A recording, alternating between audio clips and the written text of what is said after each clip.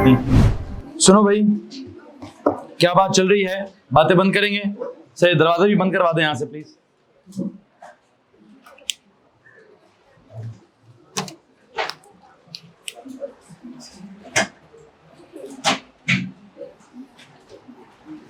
जी जनाब साहब, हमारा जो केमिस्ट्री में पहला चैप्टर होता है, प्लीज बताइए क्या नाम है हमारे पहले चैप्टर का?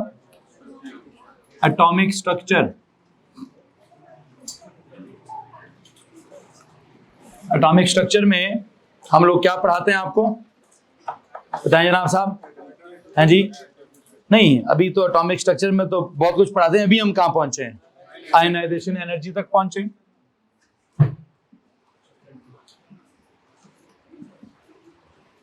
आयनाइजेशन एनर्जी में हम क्या कुछ पढ़ चुके हैं? अगर मुझे अपनी कॉपी दिखा दें प्लीज। मैंने सबसे पहले आपको पढ़ाया कि फर्स्ट आयनाइजेशन एनर्जी होती क्या है, उसका मीनिंग क्या है। सर आवाज आ रही है? वहां पे चेक करेंगे, आवाज आ रही है उसमें? ठीक है। फर्स्ट आयनाइजेशन एनर्जी का मीनिंग पढ़ाने के बाद हमने आपको आयनाइजेशन एनर्जी की क्या लिखवाई हैं। आई थिंक आपको एक टेबल दिया जिसमें आयनाइजेशन एनर्जी की वैल्यूज लिखी हुई थी। उन आयनाइजेशन एनर्जीज की वैल्यूज को भी देखकर और वैसे भी हमने जब सेकेंड आयनाइजेशन एनर्जी लिखी है तो हम किस नतीजे पर पहुंचे हैं कि सेकेंड आयनाइजेशन एनर्जी की वैल्यू पहली आयनाइजेशन एनर्जी की वैल्यू से ज्यादा होती है। रीजन हमने उसकी क्या निकाली कि सेकेंड इलेक्ट्रॉन कहां से निकालना होता है? वो निकालना है from a unipositive gaseous ion, जिसके अंदर न्यूक्लियर चार्ज जो है वो थोड़ा ज्यादा होता है और उसका रेडियस जो है वो थोड़ा छोटा होता है, जिस वजह से pull of the nucleus on the electron जो है वो ज्यादा होती है और इलेक्ट्रॉन को निकालने में एनर्जी की रिक्वायरमेंट भी ज्यादा होती है। फिर हमने कहा क्या सिर्फ पहली और दूसरी वैल्यूज आपस में ऐसे रिलेटेड हैं या हर आने वाली वैल्यू हर अपनी पिछली वैल्यू से ज्यादा होती है? तो हमने कहा हाँ जी सर जी, सक्सेसिव आयनाइजेशन एनर्जीज क्या होती जाती हैं? ज्यादा ही होती जाती हैं। फिर हमने कहा ये किस ट्रेंड से ज्यादा होती हैं? ट्रेंड तो नहीं है, बस एकदम से ही वैसे ज्यादा होती रहती है लेकिन समटाइम एकदम से ज्यादा हो जाती हैं। ये जो एकदम से ज्यादा या एकदम से बहुत ज्यादा होना है, एक तो ट्रेंड है सर ज्यादा होना है, फिर है जी उस ज्यादा होने में लार्ज इंक्रीज, उसका क्या मतलब है? और ज्यादा होने में ट्रमेंडस इंक्रीज, उसका क्या मतलब है? तो हमने पढ़ा है लार्ज, वैसे तो हर अगली वैल्यू इंक्रीज दी है, लेकिन लार्ज इंक्रीज का क्या मीनिंग है? लार्ज इंक्रीज मतलब सब शेल चेंज होगा, और वेरी लार्ज इंक्रीज का मतलब क्या है? मेन शेल चेंज होगा। उसके हिसाब से हमने कोई एक एलिमेंट एक्स का कुछ लिखा और पता नहीं उसका ग्रुप नंबर डिजाइन किया, फिर उसके अंदर वो NH2NP3 डिजाइन किया, फिर फोर्थ वैल्यू को हमने देखा कि वो थर्ड वैल्यू के मुकाबले में वेरी लार्ज हैसियत रखती थी, एंड देन उसमें कुछ स्पिन पेयर रिपल्शन वाली बात भी हमने कर ली। और आखिरी जो एग्जांपल है, हमने कोई एक सवाल लिखा, पहले कौन सा इलेक्ट्रॉन निकलेगा, 2px और 2py और 2pz वाला। आई थिंक मैं उसका वैसे जवाब सुनना चाहता हूं। फिर आपने आखिरी सवाल लिखा हुआ है कि ऑक्सीजन में से पहले कौन सा इलेक्ट्रॉन निकलेगा। कौन सा निकाला है पहले? अगर मैं एक सवाल पूछूं आपसे कि नाइट्रोजन में से पहले कौन सा इलेक्ट्रॉन निकलेगा, कोई जवाब सोचिए, जवाब सोचिए प्लीज। नाइट्रोजन की कॉन्फ़िगरेशन करें जी बुशरा।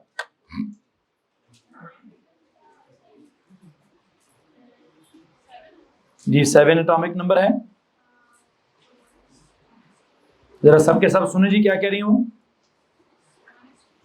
1s2 2s2 2p3, क्या है जनाब? 2p3। तो उनका जो वैलेंस सब शेल है वो कौन है? 2p है। उसमें इलेक्ट्रॉन्स कितने हैं? वो 3 हैं। और जो 3 इलेक्ट्रॉन्स हैं वो कैसे पड़े हैं? अलग अलग पड़े हैं। हमने कहीं जुमला पढ़ा था, electrons avoid pairing up if empty degenerate orbitals are available. एक स्टेटमेंट याद है आपको? अच्छा, तो अलग अलग होंगे, इसका मतलब कैसे अलग अलग होंगे? एक px के अंदर होगा, एक py के अंदर होगा, एक pz के अंदर होगा। तो कौन सा निकलेगा पहले? क्यों? py एंड वाला नहीं है, px एंड वाला नहीं है, वो तो सेम एनर्जी लेवल पर है। तो हाउ कैन यू से कि pz निकलेगा? कोई भी निकलेगा। उनमें से क्या होगा भाई? गौर से मेरी बात सुनिए, ये जो मैंने आपको लास्ट एग्जांपल में ऑक्सीजन बताया है, ऑक्सीजन में मैंने कहा पहले 2px निकलेगा। क्यों? वो इस वजह से नहीं कहा कि पहले है 2px का एनर्जी लेवल, 2py का एनर्जी लेवल और 2pc का एनर्जी लेवल क्या है? सेम है। तीनों का एनर्जी लेवल सेम था। फिर हमने कहा कि सेम एनर्जी लेवल पर 2px में कितने पड़े और दोनों आपस में कैसे हैं? स्पिन पेयर रिपल्शन है। बेशक उसको मैग्नेटिज्म ने ओवरकम करके करीब रखने की कोशिश की है, बिल्कुल की है, लेकिन हम उसको यहाँ पे एड्रेस, हम बस इतना बोलते हैं सर क्यों करीब है, तो है जी किसी वजह से करीब है, लेकिन उसका मतलब ये तो नहीं है कि इलेक्ट्रिकल फोर्स है ही नहीं, इलेक्ट्रिकल फोर्स ऑफ रिपल्शन नहीं है रिपल्शन की फोर्स है, जिस वजह से उस इलेक्ट्रिकल फोर्स ऑफ रिपल्शन हमें हेल्प करेगी क्या करने में? उसको डिटैच करने में, उसको रिमूव करने में, उसको लूज कराने में। तो ऑक्सीजन के केस में आई थिंक आपने कहा कि although the 3p orbitals have the same energy levels but the 2px orbital is paired, so due to the spin pair repulsion the electron from 2px mention करना है यहाँ पे, किसकी बुक है? Electron from 2px is easy to remove, hence it will be removed first.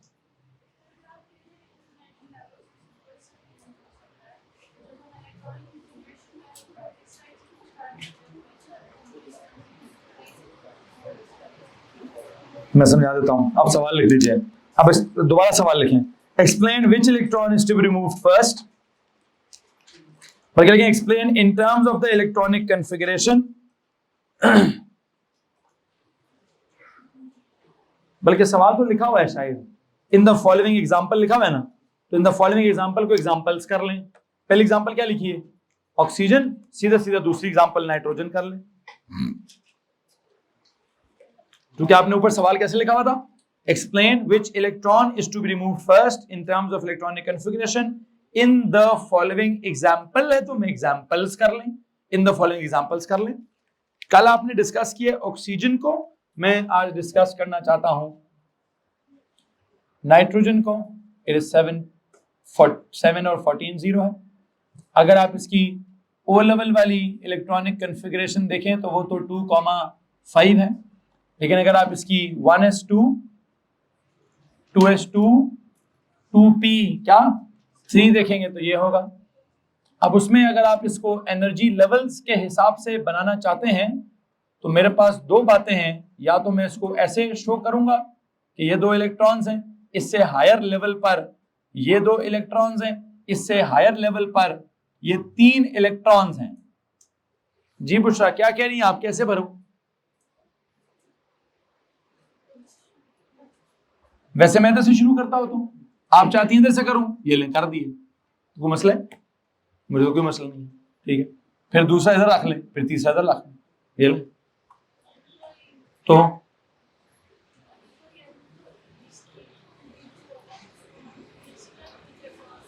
चले, वो example दे रही हैं मुझे कार्बन की, वो कहते हैं सर इसकी कॉन्फ़िगरेशन करें जरा 2,4 1s2 2s2 2p2। ये कार्बन का बनाइएगा मत, बस मैं उनके सवाल के जवाब को दे रहा हूं जी। अब बताइए आप क्या कह रही हैं कि 2p में 2 हैं, तो वो कहते हैं सर आप बनाते हैं एक इधर और एक बनाते हैं इधर, तो वो क्या आप किधर बनाना चाहते हो? एक इधर और एक इधर, मुझे कोई प्रॉब्लम नहीं, ठीक है। पूछे क्यों नहीं? सेम एनर्जी लेवल है, और सेम एनर्जी लेवल के नाम किससे रखे हैं? मैंने रखे हैं नाम। क्या इसका नाम क्या है? P कौन सा X, इसका नाम क्या है? P कौन सा Y, इसका नाम क्या है? P कौन सा Z। और अगर आप कहें सर जी ये X Y Z नहीं है, ये X है, ये Y है, ये Z है, मैं पहले जिसको आप पहले देखेंगे उसको क्या बोलेंगे? तो जिसको पहले लिखते हैं, जिसको पहले देखते हैं उसको क्या बोलते हैं? Px बोलते हैं। तो बुनियादी तौर पर वो 3 ऑर्बिटल्स हैं आपके पास, ऐसे पड़े हुए हैं, और इन 3 ऑर्बिटल्स का क्या सीन है? आप कहें सर इन तीनों में से एक इलेक्ट्रॉन जो है वो ब्लैक वाले में है, एक इलेक्ट्रॉन ब्लू वाले में है, बस 2 इलेक्ट्रॉन हैं। तो अब मैं कहूं जी ब्लैक वाला Px है, ब्लू वाला Py है, और अगर आप कहें नहीं सर ब्लैक वाला Pz है और ब्लू वाला Py है, आप कहें नहीं सर ये ब्लैक वाला जो है वो Px है और ब्लू वाला जो है वो Pz है, तो वो तो आपकी मर्जी है, जिस मर्जी को आप X बोलें। जिस मर्जी को आप y बोलें, जिस मर्जी को आप z बोलें। लेकिन हाँ, अंग्रेजी भी किसी बला का नाम है, अल्फाबेटिकल ऑर्डर भी कोई चीज होती है, तो इसलिए वो x y z करके मैं पहले x को भरता हूं, तो फिर y को भरता हूं, तो फिर मैं z को भरता होता हूं। अदरवाइज अगर आप इन तीनों में से कहीं पर भी, मतलब इसके पहले कौन है, वैसे इससे पहले कौन है जी, बोरॉन है, उसको अगर आप ऐसे लिखते हैं 1s2 2s2 2p1,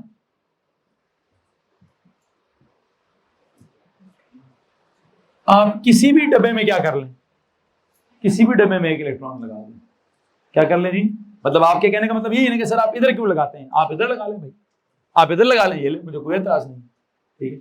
बस इन तीनों में से किसी भी लेवल पर एक है, क्योंकि तीनों लेवल्स के हैं। अच्छा, अब आप जिस लेवल पर ये इलेक्ट्रॉन रखेंगी, मैं थोड़ी होशियारी क्या करूंगा, मैं उसको कहूंगा वो एक्स एक्सिस है, ठीक है। तो अब आप कहें एक्स एक्सिस इधर रखा है कि एक्स एक्सिस उधर रखा है, वो तो हमारा अपना एक मैथमेटिकल सेंस है, ठीक है। बहरहाल आई थिंक जो आप कहना चाह रही है मैं आपको समझा चुका हूं। बहरहाल अच्छा, वैसे एक और स्टाइल भी, इसी को लिखने का एक और तरीका भी है कि सर वाई एक्सिस बनाएं, एनर्जी एक्सिस बनाएं, एनर्जी एक्सिस में इसको बोले n = 0, you remember this, n = 1, इस लेवल पर कितने इलेक्ट्रॉन्स हैं, हाँ जी 2, फिर यहां पर कहीं पर है क्या, n = 2, उसमें से एक लेवल किधर है, इधर है, और एक लेवल किधर है, इधर है, हाँ जी। अब बताएं क्या करूं,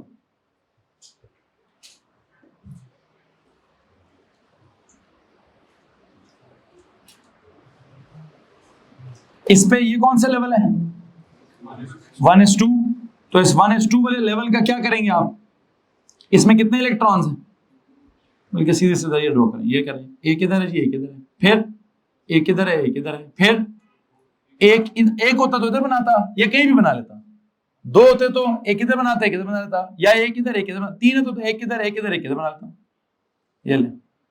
और अगर 4 होते तो किसी भी एक आधे को पेयर कर देता, नेचुरली किसको, एक्स को, नेचुरली किसको, क्यों, एक्स पहले आता है साथ, लेकिन वो लिखने में पहले आता है, वो एटम के अंदर पहले और बाद का कोई कॉन्सेप्ट नहीं है, एटम के अंदर 3 ऑर्बिटल्स हैं, तीनों की क्या है, डिफरेंट ओरिएंटेशन है, क्या डिफरेंट है, तो ओरिएंटेशन डिफरेंट है, वो हमने नाम रख दिया, एक का नाम एक्स करो, एक का नाम वाई करो, एक का नाम जी करो, ठीक है। तो बहरहाल अगर मैं कल वाले सवाल के साथ इस वाले को पढ़ाना चाहता हूं तो सुनिएगा, मैं ये नहीं पढ़ाना चाहता अभी,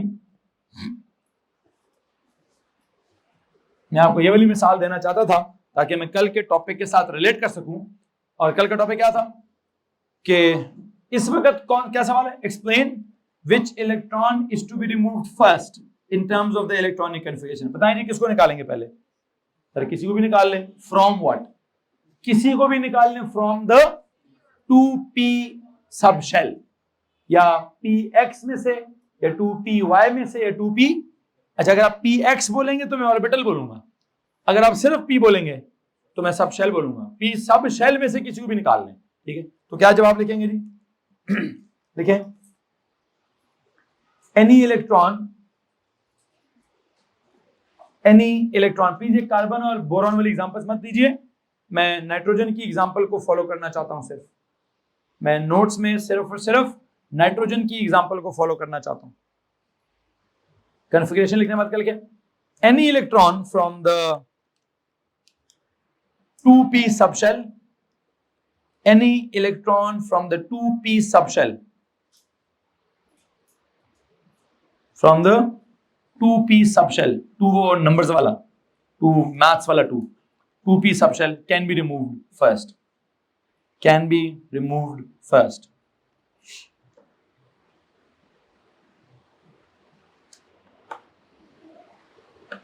वजह, because the 3 electrons in 2p subshell are at the same energy level, because the 3 electrons in the, because the 3 electrons in the what, in the 2p subshell, in the 2p subshell are at क्या, are at same energy level, are at same energy level.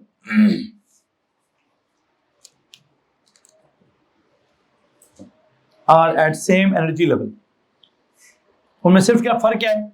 The only difference between those orbitals is the only difference between the only difference between the three, अब वो THR वाला 3 लिखना है।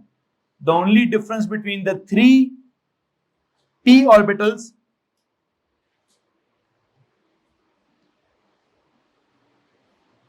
is their orientation, okay, that is x-axis, y-axis and z-axis. I dot E, that is क्या? That is x-axis, y-axis and z-axis.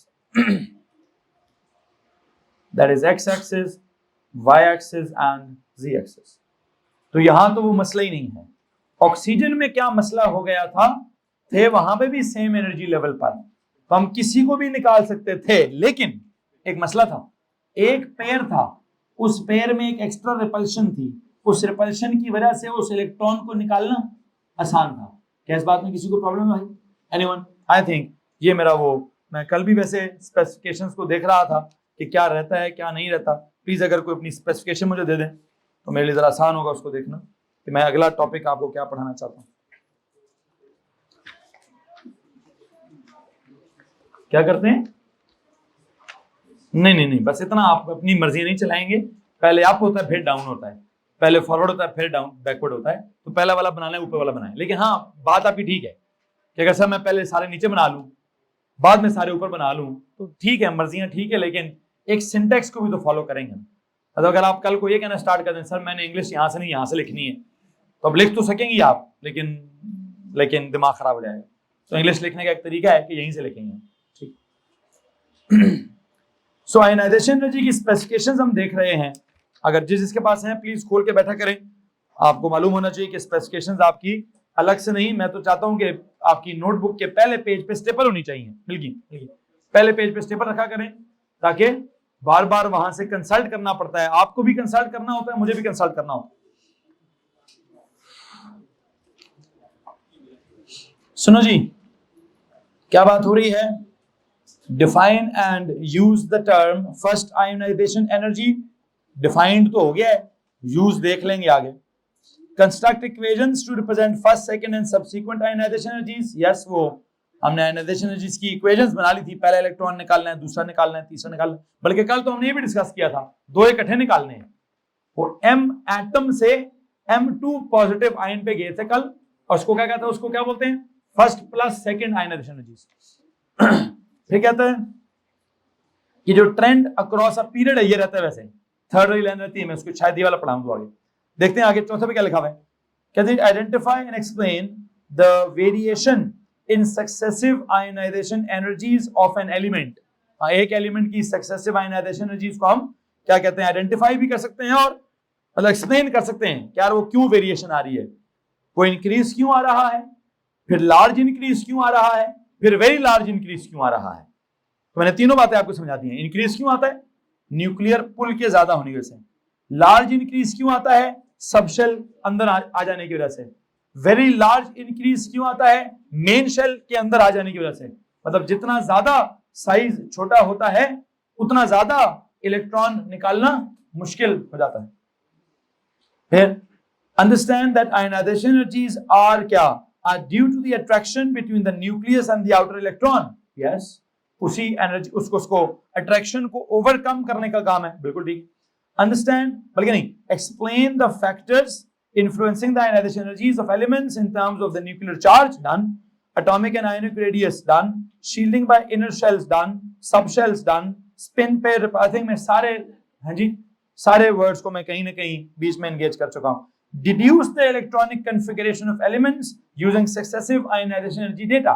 तो data देखकर हम electronic configuration के बारे में कुछ ना कुछ बता ही सकते हैं। क्या बता सकते हैं? वो मेन शेल बता देते हैं, फिर वैलेंस शेल के अंदर इलेक्ट्रॉन्स बता देते हैं। कल तो हमने इवन वो सब शेल का डिफरेंस भी बता दिया है, काफी है। फिर deduce the position of an element in the periodic table using successive ionisation energy data. वो ग्रुप नंबर 5 है कि ग्रुप नंबर 15 है? हाँ, क्या पता पीरियड भी बता लें। ये पीरियड कैसे बताएंगे? कितनी दफा टोटल बड़ा जाम पाएगा, अगर वो सारी बता देता है, वैसे अगर हमें सारी आयनाइजेशन एनर्जीज पता चल जाए तो हमें सीधा सीधा एटॉमिक नंबर ही पता चल जाएगा उसका। तो जब एटॉमिक नंबर ही पता चल जाए तो बाकी हमें कुछ करने की, मेरा नहीं ख्याल कि मैं इसका उसकी पोजीशन को पीरियड नंबर बोलूंगा, मैं इस वक्त पोजीशन को क्या बोलूंगा, ग्रुप नंबर ही बोलूंगा। कि जितने पिछले सालों में सवालात आए हैं उसने 15 वैल्यूज ही लिखी और मैं 5-6 वैल्यूज लिखी, और 5-6 वैल्यूज में से क्या किया है, दूसरी या तीसरी या चौथी क्या होती है, ट्रमेंडस इंक्रीज वाली होती है। और वहां से हम सिर्फ क्या पता करते हैं कि वैलेंस शेल में कितने थे तो ग्रुप नंबर कितना था। मेरा नहीं ख्याल के इतनी को 50 वैल्यूज देके तो पीरियड नंबर हमसे पूछेगा। आज एक चीज पर रह गई है, क्या ट्रेंड रह गया है across a period and down the group. ले लीजिए जनाब से, एक काम करें जी, ट्रेंड हेडिंग दीजिए, डिस्क्राइब एंड एक्सप्लेन। क्या लिखें जी, लिखें describe and explain the trend of ionization energy the trend of ionization energies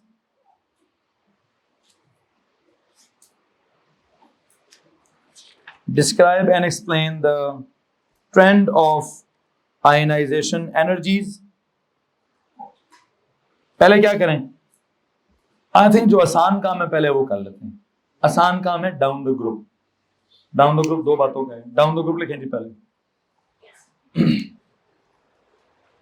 describe and explain the what trend of ionisation energies down the group.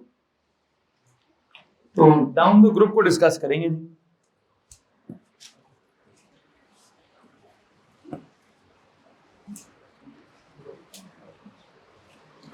बताएं सनाब साहब, कौन से ग्रुप को discuss करूं? आई थिंक ग्रुप नंबर 2 को discuss करता हूं। Down the group में ग्रुप नंबर 2 डिस्कस करूं मैं। कौन है group number 2? Beryllium, magnesium, calcium, strontium, barium, और आई थिंक यही है, स्ट्रोंशियम और बेरियम, और शायद वो रेडियम भी कुछ है। ग्रुप नंबर 2 को देखते हैं जनाब साहब। मैं पहले यहां से स्टार्ट करूं। पहले मैं ग्रुप नंबर 2 के नाम लिखवा देता हूं आपको। It is Be for beryllium, Mg for magnesium, Ca for calcium। Calcium का स्ट्रोंशियम है कि बेरियम है? I think it is strontium. फिर क्या है? फिर इट इज बेरियम। अगर आप इसका एटॉमिक नंबर बताएंगे तो इट इज 4, इसका 12, इसका 20, इसका 38, इसका 56। अगर आप इसकी कॉन्फ़िगरेशन देखेंगे तो इट इज 2,2, इट इज 2,8,2, 2,8,8,2 जी। स्ट्रोंशियम की बताएं, मैंने बहुत दफा लिखी है वैसे, 2, 8, 18, 8, 2, 2,8,18,8,2। फिर बेरियम की 8, 18, 18, 8,2। ओके जी। तो डाउन द ग्रुप सबसे पहली चीज क्या होती है सर जी? डाउन द ग्रुप सबसे पहली चीज तो ये होती है, आई थिंक मैं बिल्कुल वही नोट्स लिखूंगा जो आपने atomic radius down the group के साथ लिखे हैं। प्लीज उस पेज पे जाएं जहां पे आप atomic radius down the group लिखते हैं। क्या लिखते हैं आप वहां एटॉमिक रेडियस के लिए डाउन द ग्रुप? ये नीचे जाते हुए क्या हो रहा है? हाँ जी, आप उसमें शील्डिंग इफेक्ट का जिक्र करते हैं या न्यूक्लियर चार्ज का जिक्र करते हैं? वैसे तो दोनों को करते हैं, लेकिन ज्यादा सिग्निफिकेंस किसको देते हैं? शील्डिंग इफेक्ट को देते हैं। तो मैं उसी तरह शील्डिंग इफेक्ट को सिग्निफिकेंस दूंगा। क्या जनाब साहब लिखना है मैंने? वैसे अगर आप देखें तो यहाँ कितने शेल्स हैं? 2 शेल्स हैं। यहाँ कितने हैं? 3 शेल्स हैं। यहाँ कितने हैं? 4 शेल्स हैं। यहाँ कितने हैं? 5 शेल्स हैं। यहाँ कितने हैं? 6 शेल्स हैं। और अगर आप इनर शेल्स काउंट करते हैं तो इनर शेल्स आप उधर 1 है, इधर 2 है, इधर 3 है, इधर 4। अगर आप कहते हैं सर जी यहाँ क्या है, 1 इनर शेल है, यहाँ क्या है, 2 इनर शेल्स हैं।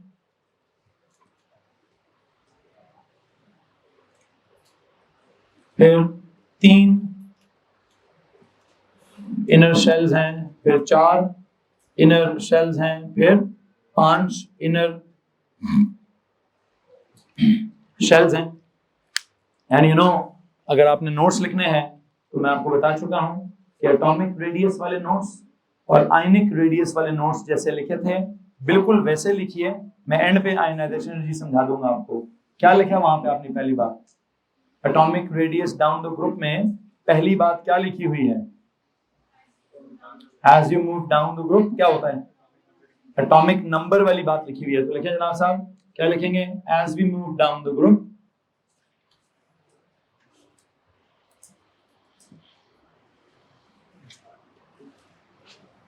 बताओ जी, सबसे पहली बात आप क्या लिखेंगे? क्या हो रहा है? Atomic number. एटॉमिक नंबर क्या करता है बच्चों? इंक्रीज। मतलब प्रोटॉन नंबर क्या करता है? इंक्रीज। मतलब न्यूक्लियर चार्ज क्या करता है? इंक्रीज। लेकिन क्या हम डायरेक्टली कहा है हमने वहां पे कि pull of the nucleus on the valence electron ज्यादा हो जाती है? नहीं कहा ना। तो दूसरा फैक्टर क्या है? नंबर ऑफ शेल्स क्या होते हैं? नंबर ऑफ इनर शेल्स क्या होते हैं?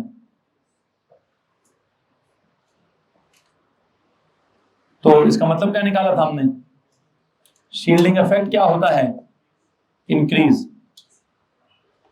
अच्छा, तो फिर अब क्या करूं? अगर शील्डिंग इफेक्ट इंक्रीज हो रहा है तो प्लीज बताइए क्या बोले अभी हम? तीसरी चीज क्या लिखी हुई है वहां पे? इफेक्टिव न्यूक्लियर चार्ज लिखा है या इफेक्ट ऑफ न्यूक्लियर चार्ज लिखा है या पुल ऑफ द न्यूक्लियस लिखा हुआ है? तीसरी बात क्या लिखी हुई है? हाँ, न्यूक्लियर पुल या pull of the nucleus on the valence electrons लिखा हुआ है। तो तीसरी चीज है pull of the nucleus on the what? On the valence electrons. वो क्या हो रही है? क्या होती है सर जी? वो इंक्रीज नहीं बल्कि वो, चूंकि हमने क्या कहा था, it is directly proportional to क्या? Q nuclear charge over shielding effect का स्क्वायर लगाया था हमने यहाँ पे। जिसका मतलब क्या है कि सर न्यूक्लियर चार्ज अगर ज्यादा होता है तो पुल क्या होगी? पुल ज्यादा होगी। लेकिन अगर शील्डिंग इफेक्ट ज्यादा होता है तो पुल बहुत ज्यादा कम हो जाएगी। तो ओवरऑल काम क्या होता है? Pull of the nucleus on the valence electrons, जो कि किसके डायरेक्टली प्रोपोर्शनल है, वो आपने लिख दिया है। क्या करें? इस पुल को ओवरऑल क्या होता है? न्यूक्लियर चार्ज तो ज्यादा हो रहा है लेकिन चूंकि शील्डिंग इफेक्ट भी ज्यादा हो रहा है, उस वजह से क्या होगा सर जी? उस वजह से pull of the nucleus overall क्या हो जाएगा? पुल कम हो जाएगी। इस बात को वैसे हमने क्या किया है? ब्रैकेट में लिखें, ज्यादा बेहतर है। इसको ब्रैकेट में लिखें। जब पुल कम हो जाती है तो एक सवाल है वैसे, पुल अगर कम हो जाए तो आपने आयनिक रेडियस के बारे में क्या पढ़ा हुआ है? सॉरी, एटॉमिक रेडियस के बारे में क्या पढ़ा हुआ है? सर पुल अगर कम होगी है तो एक तरफ आपने कहा था एटॉमिक रेडियस बड़ा हो जाएगा, तो मैं यहाँ क्या कहूंगा? आयनाइजेशन एनर्जी कम हो जाएगी। क्या हो जाएगी? अगर एटॉमिक रेडियस बड़ा हो गया है, इलेक्ट्रॉन न्यूक्लियस से दूर चला गया है, पुल कम हो गई है, वैसे तो मुझे डायरेक्टली क्या कह देना चाहिए? आपने सेम नुक्तों की बुनियाद पर क्या कहा था? पुल कम हो गई है तो आपने कहा था एटॉमिक रेडियस ज्यादा हो गया है। मैं क्या कहूंगा? पुल कम हो गई है तो energy required to remove the electron भी कम हो गई है। तो मुझे या तो क्या कहने दें, या मैं डायरेक्टली लिख देता हूं कि आयनाइजेशन एनर्जी कम हो जाएगी, या फिर आपके नहीं सर पहले एटॉमिक रेडियस लिख लें। एटॉमिक रेडियस डिक्रीज कर जाएगा और हाँ सेम लिखें आयनाइजेशन एनर्जी। कौन से वाली? पहली आयनाइजेशन एनर्जी डिस्कस हो रही है, वो क्या हो जाएगी? वो भी कम हो जाएगी।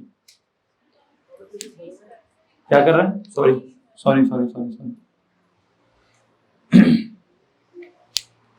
यहां तक किसी को मसला है? एनीवन? तो आप देख सकते हैं मैंने एक लफ्ज भी चेंज नहीं किया। जो मैंने कॉन्सेप्ट, जो मैंने पॉइंट्स, जो मैंने आइडिया एटॉमिक रेडियस का ट्रेंड समझाने के लिए किया था, एग्जैक्ट वही लिखकर एंड पर बस क्या बता दिया कि भाई अगर पुल कम हो गई है, पुल कम होने का मतलब क्या है? इलेक्ट्रॉन निकालना आसान हो गया है। अगर इलेक्ट्रॉन निकालना आसान हो गया है तो energy required to remove the electron क्या हो गई है? हाँ, अगर आप पूरा पूरा जुमला लिखेंगे तो लिख दें कि पहले लिखें सर जी, पहले लिखें एनर्जी रिक्वायर्ड टू, आप energy required to remove the electron कहते हैं तो वो भी कम हो जाएगी, या अगर आप इस पूरी फ्रेज को फर्स्ट आयनाइजेशन एनर्जी कहते हैं तो वो भी कम हो जाएगी। जी भाई क्या कह सकते हैं? नहीं समझ आ रहा, क्या कह रहे हैं? नहीं, मैं फर्स्ट की बात करूंगा, मैं तो पहले वाला इलेक्ट्रॉन निकालने की बात हो रही है। तो अगर आप इन सब का पहला पहला इलेक्ट्रॉन निकालने की बात बताएं तो अगर आपके पास एक टेबल है, टेबल को देखें जरा, इस बेरिलियम की पहली आयनाइजेशन एनर्जी बताएंगे जरा मुझे प्लीज। इसकी फर्स्ट आयनाइजेशन एनर्जी बेरिलियम की क्या वैल्यू है? 9, हाँ जी पूरी 900।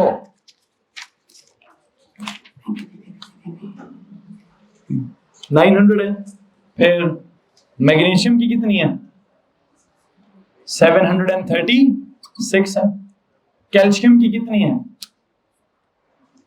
590 है। स्ट्रोंशियम की कितनी है? 548 है। बेरियम की कितनी है? 502 है।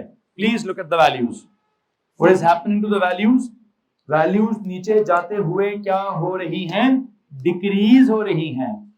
और वो क्यों डिक्रीज हो रही हैं मैं एक्सप्लेन कर चुका हूं। किन लफ्जों में एक्सप्लेन कर चुका हूं? एग्जैक्टली उन लफ्जों में जिन लफ्जों में आपने एटॉमिक रेडियस को एक्सप्लेन किया था। एटॉमिक रेडियस नीचे जाते हुए क्या हो रहा है? वो नीचे जाते हुए इंक्रीज हो रहा है। तो इलेक्ट्रॉन न्यूक्लियस से दूर जा रहा है तो उसको रिमूव करना मतलब आसान हो रहा है, तो आयनाइजेशन एनर्जी कम हो रही है। एंड द वैल्यूज आर आपके सामने 900, 700, 600, 500, 550, पूरे 500, खैर जो भी है। आई थिंक समझ आ गया होगा आपको। अब यही ट्रेंड आप ग्रुप नंबर 2 में भी देखेंगे, यही ट्रेंड आप ग्रुप नंबर 17 में भी देखेंगे, यही ट्रेंड आप किसी भी ग्रुप में देखेंगे। मुझे बात बताएं जरा, ग्रुप नंबर 1 की बात कर लेते हैं। ग्रुप नंबर 1 में सबसे पहला कौन है? लिथियम की वैल्यू बताएं। 519। सोडियम की वैल्यू बताएं। 494, कम हो गई है। पोटाशियम की वैल्यू बताएं। 418, और कम हो गई है। फिर उसके बाद रुबिडियम की वैल्यू बताएं। 403, और कम हो गई है। फिर सीजियम की वैल्यू बताएं। 37, तो कम हो रहा है कि नहीं हो रहा है? अगर आप ग्रुप 1 की वैल्यू देखें वो भी कम। अच्छा, अब चलते हैं ग्रुप नंबर 17 पर। 17 में फ्लोरीन की वैल्यू बताएं 1680, क्लोरीन की बताएं 1260, ब्रोमीन की बताएं 1140, आयोडीन की बताएं 1010। तो कम नहीं हो रहा है, देख रहे हैं। अच्छा मुझे एक और बात बताएं, ये जो आखिरी 3 दिए उसने आयोडीन, देखें जरा एटॉमिक नंबर्स को ऑब्जर्व करें प्लीज, जरा टेबल पे जाएं। टेबल में एटॉमिक नंबर को ऑब्जर्व करें 1 2 3 4 5 6 7 38 से आगे चेक करें जरा 47, 53, 55, 56। ये आखिरी चारों वैल्यूज कैसी हैं? रैंडम है ना? क्यों दी उसने 4 वैल्यूज? आपको पता है बेरियम क्यों दिया उसने? वो ग्रुप 2 पूरा करने के लिए। किसको पूरा करने के लिए? ग्रुप 2 का पूरी वैल्यूज करने के लिए। सीजियम क्यों दिया है उसने? ग्रुप 1 का पूरा कॉन्सेप्ट पूरा करने के लिए। आयोडीन क्यों दिया है उसने? ग्रुप 17 को पूरा करने के लिए। पता नहीं है सिल्वर क्यों दिया है, ये मुझे नहीं पता। जैसे पेरियोडिक टेबल खोले, सिल्वर किसके नीचे है? कोई ट्रांजिशन है, लेकिन इसको क्यों दिया है यहाँ पे? क्या कह रहे हैं, सिल्वर किसके नीचे? हाँ जी, कॉपर के नीचे है।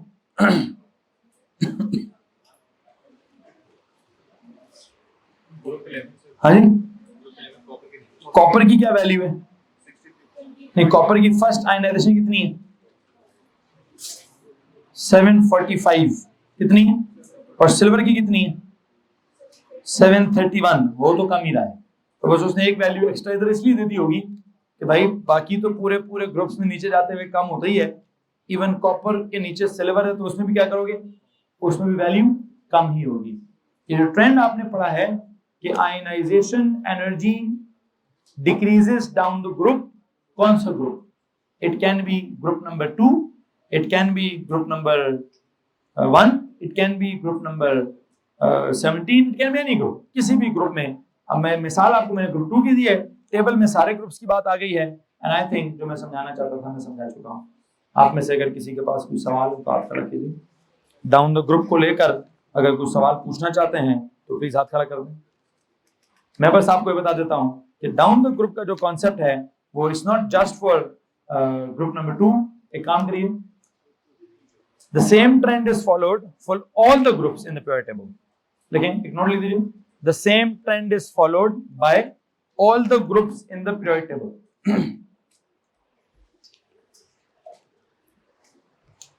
The same trend is followed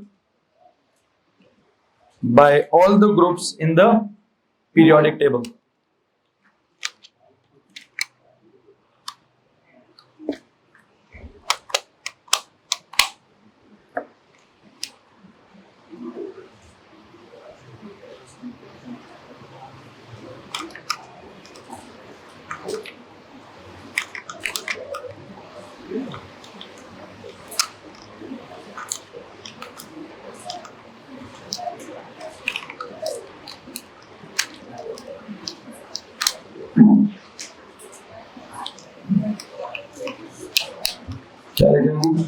The same trend is followed by all the groups in the periodic table. यहाँ तक किसी को मसला है? अब क्या करें फिर?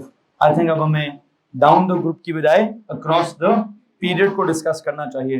प्लीज हेडिंग दीजिए, डिस्क्राइब एंड एक्सप्लेन। उधर नीचे describe and explain the trend of ionization energies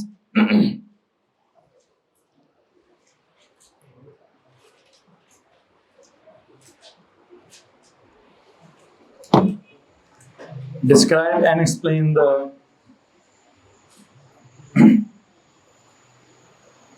trend of ionization energies across the period। कौन से पीरियड की मिसाल दूं? Across the period number 3, across the period number 3। ये छोटा सा इसके अंदर एक देखिएगा, गौर से देखना है जनाब। मैं क्या करूंगा, हल्का सा इसके अंदर एक मसला है, एक नहीं दो मसले हैं। देखेंगे कि क्या मसले हैं और क्या मसले नहीं हैं। मुझे एक बात बताएं, कौन से पीरियड की मिसाल लेनी है हमने? हेडिंग दें जी, पीरियड नंबर 3। अब डाउन द ग्रुप की बजाय अक्रॉस द पीरियड की बात करेंगे, और मैं उसमें आपको कौन से पीरियड के एलिमेंट्स बताना चाहूंगा, पीरियड नंबर 3 के। प्लीज बताएं कौन कौन से हैं? Sodium, magnesium, aluminium. तो बस आप इस हिसाब से लिखिए कि पूरी लाइन में पूरे आ जाएं। एक लाइन में ये 8 एलिमेंट्स पूरे आ जाने चाहिए। एल्यूमिनियम के बाद silicon, phosphorus, sulphur, chlorine and argon. ये अगर आपके पीरियड नंबर 3 के एलिमेंट्स हैं तो प्लीज बताएं इनके एटॉमिक नंबर्स क्या हैं?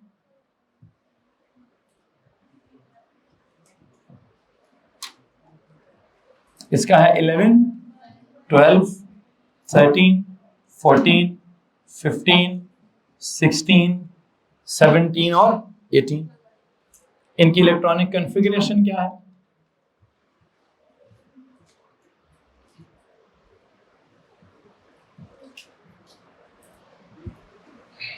टू कॉमा 8,1 इसकी, 2,8,2, 2,8,3, 2,8,4, 2,8,5, 2,8,6, 2,8,7 एंड 2,8,8। ये तो ओ लेवल वाली कॉन्फ़िगरेशन है। अगर आप इसकी थोड़ी सी ज्यादा ए लेवल वाली कॉन्फ़िगरेशन कर दें तो बताइए क्या होगा? It will be neon. Neon के बाद क्या? हाँ जी, 3s1। It will be neon. Neon के बाद क्या? 3s2। It will be neon. फिर 3s2 3p1, then this is neon 3s2 3p2, then this is once again neon। बस अब मैं नियॉन लिखने की जगह नहीं है मेरे पास, अगर आप लिखना चाहते हैं तो छोटा छोटा कर लीजिएगा। नियॉन 3s2 3p3, फिर नियॉन 3s2 3p4, फिर नियॉन 3s2 3p5, फिर नियॉन 3s2 3p6। एक लाइन और भी मैं लिखना चाहता हूं ऐसे कि इसमें से कौन सा इलेक्ट्रॉन निकालना है, ये वाला। मैं इधर सिर्फ यूं करके बनाना चाहता हूं, ये इलेक्ट्रॉन, इसमें से कौन सा इलेक्ट्रॉन निकालना है, इनमें से कोई एक आधा। फिर इसमें से कौन सा इलेक्ट्रॉन निकालना है,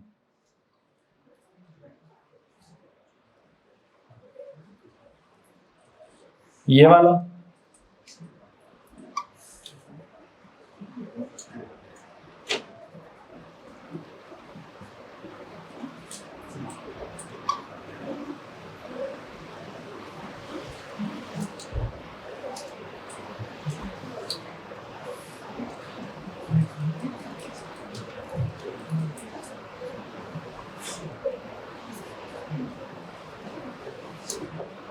ये बनाते जाएं जी। 3s2 में और 3p वाले में थोड़ा सा गैप बना के रखिएगा।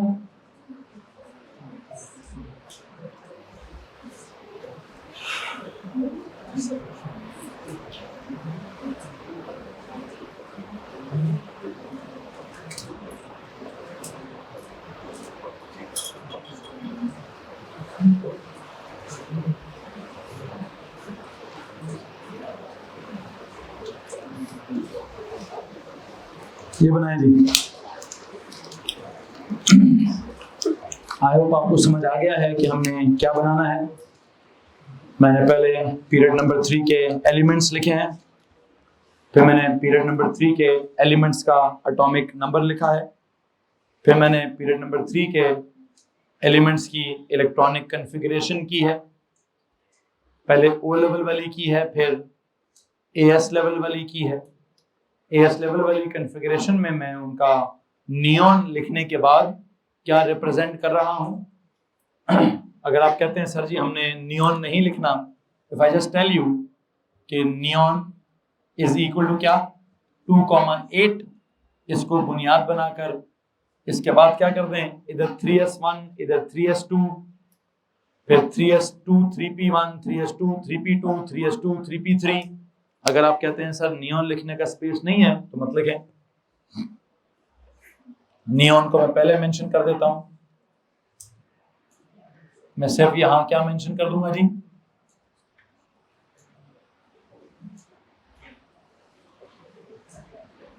पहले 2 शेल्स, इधर भी नियॉन है, यहां कर दें नियॉन के बाद क्या 3s1, इधर कर दें 3s2, इधर कर दें 3s2 3p1 3s2 3p2 3s2 3p3 3s2 3p4 3s2 3p5, फिर 3s2 3p6। और मैंने वो 3s2 3p6 जो है वो क्या कर दिए हैं, वो नीचे डब्बे बना दिए हैं। और अगर आप यहाँ इससे पहले नियॉन के डब्बे पूरे करना चाहते हैं तो आपको मालूम है कि 1s2 2s2 2p6 का क्या सीक्वेंस है, 1s2 2s2 2p6। सर ये तो सबके अंदर है ही है। इसके बाद क्या है, इसके बाद सर जी किसी में 3s1 है, किसी में 3s2 है, किसी में 3s2 3p1 है। कुछ सवाल है तो हाथ खड़ा करें भाई। ये तो मैंने अपनी तरफ से पूरे का पूरा पीरियड नंबर 3 के एलिमेंट्स, उनका एटॉमिक नंबर, उनकी इलेक्ट्रॉनिक कॉन्फ़िगरेशन, उनका सारा कुछ आपके सामने रख दिया है। अब मुझे वैसे एक बात बताएं, जब आप आगे जाते हैं तो हो क्या रहा है वही मुझे पॉइंट्स बताएं, वो कौन से वाले पॉइंट्स सर जी? जो एटॉमिक रेडियस वाले पॉइंट्स थे। As we move along the period 3 क्या होता है? पहला पॉइंट क्या है? एटॉमिक नंबर वाला, वो क्या होता है? प्रोटॉन नंबर, न्यूक्लियर चार्ज क्या होता है? इंक्रीज। लेकिन चूंकि हम शील्डिंग इफेक्ट को यहां क्या कर देंगे? कांस्टेंट कर देंगे। क्या हो जाएगा? मतलब टोटल शेल्स या इनर शेल्स क्या हो जाएंगे? शील्डिंग इफेक्ट क्या हो जाएगा? कांस्टेंट। तो सिर्फ किसकी बुनियाद पे जवाब दूंगा मैं? यहां तो न्यूक्लियर चार्ज ज्यादा हो रहा था, लेकिन हमने इसकी बुनियाद पे जवाब क्यों नहीं दिया?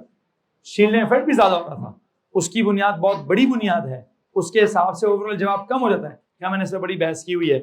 मैं भी सीधा सीधा जाना चाहता हूं अपने नोट्स की तरफ कि जनाब साहब क्या लिखें? As we move across a period,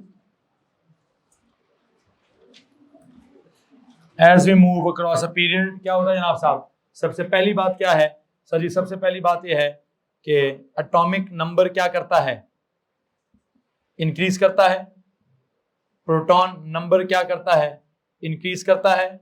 nuclear charge क्या करता है? इंक्रीज करता है। ठीक होगी बात? दूसरा पॉइंट क्या है? दूसरा पॉइंट ये है सर जी के जो नंबर ऑफ शेल्स हैं वो क्या है? नंबर ऑफ शेल्स की बात करें या नंबर ऑफ इनर शेल्स की बात करें या किसकी?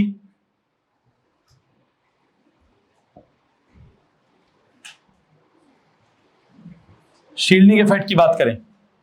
क्या होती हैं तीनों चीजें? नंबर ऑफ शेल्स भी, नंबर ऑफ इनर शेल्स भी, और नंबर ऑफ जो शील्डिंग इफेक्ट है वो भी क्या होता है? रिमेन्स द सेम या रिमेन्स कांस्टेंट? Remains constant. तो जो शील्डिंग इफेक्ट है या इनर शेल्स हैं या नंबर ऑफ शेल्स हैं वो क्या करते हैं? वो रिमेन कांस्टेंट हैं। तो उसको तो बिल्कुल गोली मार दें, इस फैक्टर को तो बिल्कुल इग्नोर कर दें। अब बताएं अगर ये फैक्टर चेंज ही नहीं होता तो ये तो चेंज हो रहा है ना। इसके ज्यादा होने से हमने क्या पढ़ा था? क्या होता है? Pull of the nucleus on the valence electron ज्यादा हो जाती है। क्या पढ़ा था हमने यहां पे? न्यूक्लियर पुल या pull of the nucleus on the valence electrons क्या हो जाएगी जी? सर वो इंक्रीज कर जाएगी। और अगर वो पुल ज्यादा हो गई तो हमने क्या पढ़ा है? तो उसका साइज क्या हो जाएगा? एटॉमिक साइज या एटॉमिक रेडियस क्या हो जाएगा जी? कम हो जाएगा। एटॉमिक साइज कम हो जाएगा मतलब एटॉमिक रेडियस भी कम हो जाएगा। अब एक सवाल है, अगर एटॉमिक रेडियस कम हो रहा है और न्यूक्लियर पुल ज्यादा हो रही है, एटम छोटे होते जा रहे हैं, इलेक्ट्रॉन को निकालना क्या हो रहा है? आई थिंक इलेक्ट्रॉन निकालना मुश्किल होता जाएगा। Energy required to remove the electron क्या हो जाएगा जी? देखिए जनाब साहब, energy required to remove the electron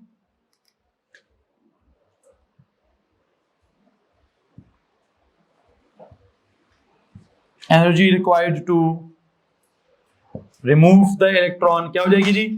atom का साइज छोटा हो गया है, न्यूक्लियस ज्यादा ताकतवर हो गया है, इलेक्ट्रॉन निकालना मुश्किल हो गया है। तो आपकी इतला के लिए अर्ज है कि फर्स्ट आयनाइजेशन एनर्जी भी क्या कर जाएगी? वो भी इंक्रीज कर जाएगी। फर्स्ट आयनाइजेशन एनर्जी भी क्या कर जाएगी जनाब? इंक्रीज कर जाएगी। फर्स्ट आयनाइजेशन एनर्जी भी इंक्रीज कर जाएगी। और अगर उसने इंक्रीज करना है तो जरा वैल्यूज मुझे बताएं। वैल्यूज बताएं जी, क्या वैल्यूज है? जनरली हमने क्या रूल बनाया है? जनरल असूल क्या बनाया है कि सर जी आगे जाते जाएं, अक्रॉस द पीरियड जाते जाएं, न्यूक्लियर चार्ज ज्यादा हो रहा है, मतलब प्रोटॉन ज्यादा, एटॉमिक नंबर ज्यादा, प्रोटॉन ज्यादा, न्यूक्लियर चार्ज ज्यादा। तो चूंकि शील्डिंग इफेक्ट कांस्टेंट है तो न्यूक्लियर चार्ज के इफेक्ट विल डोमिनेट। क्या इफेक्ट है उसका? It will attract the electrons more stronger, ठीक है। It will reduce the size of the atom, atomic radius will decrease, and you know what, electron को remove करने की जो एनर्जी की रिक्वायरमेंट है, इट विल क्या? It will increase. And you know the values are क्या? देखते हैं क्या वैल्यूज आती हैं। मुझे बताएं सोडियम की क्या वैल्यू है? सोडियम की वैल्यू बताएं जी। पीरियड नंबर हो गया, एटॉमिक नंबर हो गया, कॉन्फ़िगरेशन हो गई, ये हो गया, वो हो गया, आखिरी कॉलम जाके बताएं आयनाइजेशन एनर्जी की वैल्यूज का। बताएं जनाब साहब, सोडियम की क्या वैल्यू है? 494। सोडियम की क्या वैल्यू है? अब आप ऊपर से उठा के नीचे लिख रहे हैं या मैं कहता हूं मैं ऊपर लिखना चाहता हूं? सर ग्रीन कलर का मार्कर है,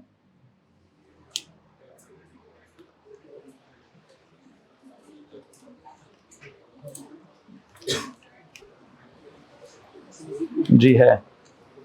जरा वैल्यूज देखते हैं जनाब साहब, मुझे वैल्यूज बोलते जाए। मिल गया। सोडियम की क्या वैल्यू बताइए?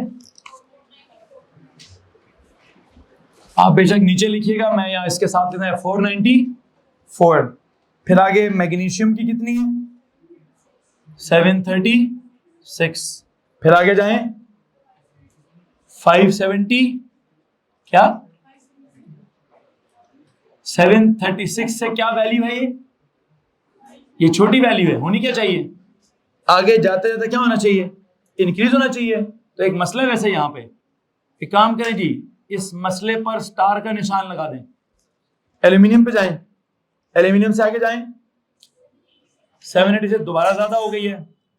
फिर 786 से आगे जाएं, 1060 फिर ज्यादा हो गया है। अब आगे जाएं 1000, ये क्या हो गया है सर? ये फिर कम हो गया है। इधर भी एक मसला है, इस पे ये निशान लगा दें। आगे जाएं जी, 1260 ज्यादा हो गया है। फिर 1520 ये भी ज्यादा हो गया है। तो जनरली क्या हो रहा है, अगर आप इन वैल्यूज को देखेंगे, आप बिल्कुल टॉप पे लिखना चाहते हैं टॉप पे लिखें, बिल्कुल नीचे लिखना चाहते हैं नीचे लिखें। लिखना क्या था? आयनाइजेशन एनर्जी की वैल्यूज लिखनी थी कि पहली वाली सोडियम की क्या है? For sodium it is 494, for magnesium it is 736, for aluminium it is 577, for silicon it is 786, for phosphorus it is 1060, for sulfur it is 1000, for chlorine it is 1260, and for argon it is 1520। so क्या हो रहा है sir जी? सारी values generally क्या हो रही हैं? Increase हो रही हैं, सिवाय दो वैल्यूज के। मिक्स्ड है सर, ये अलग अलग? किसने कहा? छोड़ें सर जी, मैं एंड पे देख लूंगा इसको। जी भाई साहब, कहाँ मसला है जी? यहां मसला है और यहां मसला है। आई थिंक इस मसले को हम क्या करेंगे? इस मसले को हम कल डिस्कस करेंगे जनाब साहब। कब करेंगे जी? इस मसले को हमने कल डिस्कस करना है। आई थिंक इस मसले के बाद हमारा कल ये चैप्टर होपफुली जो है वो कंप्लीट हो जाएगा। क्या करें जनाब साहब, यहाँ पे जाके मैं केमिस्ट्री के लेक्चर का इख्तिताम करना चाहूँगा। अपनी कौन सी फिजिक्स की नोटबुक्स निकाल लें, केमिस्ट्री का अब सवाल कल ही होगा, कल ही सवाल होगा।